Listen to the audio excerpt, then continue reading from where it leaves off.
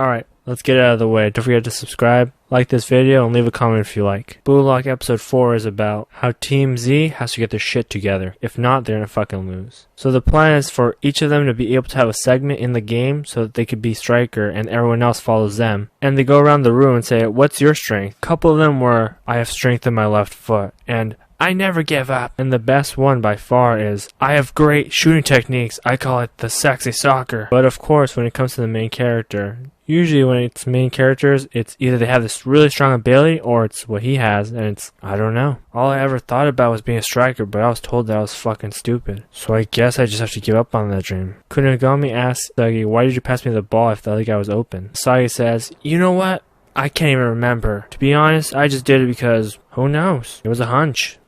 Maybe that's his talent, right? Main character luck. Sagi asks Kunigami, why do you play soccer if you have such a strong build and you have a really good shot? And he says, when I was a kid, I didn't believe in mechs or Luffy, anything like that. I knew they were fake. When I saw soccer teams on screen, I was like, I want to be like that. I want to be a hero too. Then Sagi's like, cool.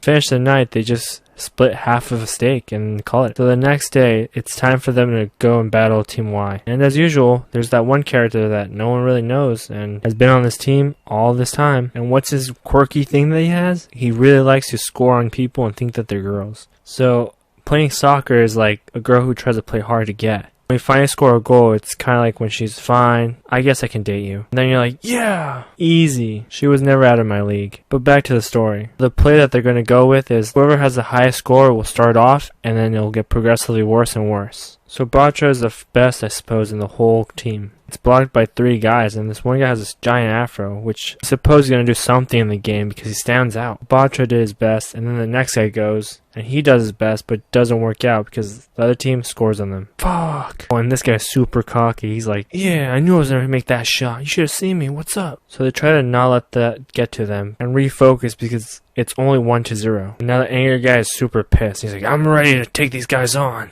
But it's halftime, so it's time for them to take a break. And in the lockers, everyone's like, fuck, that sucked. Everyone's shit in this team. They feel so bad that even the lead himself is like, are we even gonna win? So they get back on the field, and they're trying to pass the ball, but still feels like they're gonna lose. But then Asagi's like, I know, I get it. We shouldn't be chasing the guy who everyone's chasing. There's someone behind us and we're not paying attention to them. And so while everyone's focused on the cocky guy, Asagi's like, nope, I know who the fucking guy is. And in my head I was like, yep, it's probably, and it is, the Afro guy. I knew he was going to have a big part in this because everyone else looks like their background while he's standing out because he has that big hair. So Isagi is trying to go and run towards the goal, but the Afro guy keeps chasing him and actually defends really well. But I shouldn't be complimenting that guy. We want this team to win. Isagi's shot misses, and we're thinking they're going to lose, but one of his teammates saves the shot and scores. But at what cost, right? He basically slams his whole body into the goal post. And Isagi tells the Afro guy, hey, we're not letting you do shit anymore. We're gonna take this fucking game. And the Afro guy's like, you can talk all you want, but I'm gonna show you who the real king of the soccer game is. Better pack your bags now. And as always, there's always little shorts at the end. This time, Isagi and the monk guy are trying to talk to Kunigami so they can trade him this really shitty food for his really great miso soup. And being a good guy because they passed him the shot. That's sure, why not? And this other guy had a well-balanced meal, had all the proteins, all the fats, all the carbs that you need. So naturally, he goes with him instead. Trades the miso soup for the well-balanced salad. Keep your nasty food. We don't want that. So the question of the day is, if you were on a soccer team, what position would you be playing? My 2 questions for this episode are, why do they keep adding characters that don't really matter to the story? 2, I don't know if they said this at the beginning, but there doesn't seem to be any girls at the bottom at least. Is there going to be any girls at the top, or is it just going to be male-focused? And the obvious question, are they going to win or are they going to lose this game? Because if they lose this game, it's all over for them, right? Alright, that's it.